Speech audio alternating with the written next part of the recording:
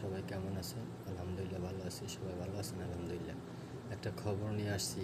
খবরটা হচ্ছে যে এখন আমি ইদানিং ফেসবুকে দেখতেছি অনেক অত্যাচার চলতেছে।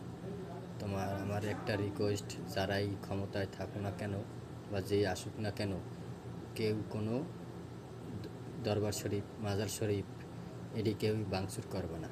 কারণ আল্লাহর ওলিদের ঘর, ঠিক আছে? যদি কেউ গায়ের জোর আছে, বল আছে, শক্তি আছে, ভাঙচুর করো, সমস্যা নেই, করতে পারো। কিন্তু আল্লাহর মাল আল্লাহ হেফাজতে রাখবে। যেমন কাবা শরীফ ভাঙতে গিয়েছিল, আল্লাহ তাআলা আবাবিল পাখি দিয়া তাদের ধ্বংস করে দিয়েছে, ঠিক আছে? হয়তো তোমার গায়ে এখন বল আছে আর শক্তি আছে, ভাঙচুর করে দিলা, কোনো সমস্যা নেই, ঠিক আছে? আল্লাহর জিনিস আল্লাহ হেফাজতে রাখবে। কীভাবে কারে কীভাবে রাখে সেটা বলা যাবে না, ঠিক আছে? দেখা গেছে তুমি আস্তে আস্তে পাবা, বুঝবা তখন।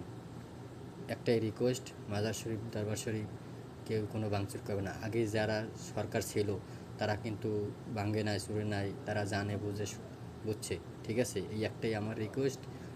হাত জোর করে বলছি, ভাই প্লিজ এই দরবার শরীফ, মাজার শরীফকেই ভাঙবেন না। যেরকম আছে তারা সেই রকমই থাকতে দেবেন।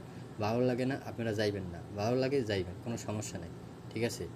আর মাজার শরীফ, দরবার শরীফে সবাই পাগল যায়, ভালো মানুষ যায় না, ঠিক আছে? পাগল যায় ভালো হওয়ার লাগে, ঠিক আছে? ভালো মানুষ ওখানে যায় না। যাই হোক, আমার এই একটাই রিকোয়েস্ট, প্লিজ কেউ মাজার শরীফ, দরবার শরীফ ভাঙবেন না, এই একটাই আমার অনুরোধ। যদি ভালো লাগে ভিডিওটা শেয়ার করে দিবেন, আর ভালো না লাগলে নাই। আসসালামু আলাইকুম, আবার পরে দেখা যাবে।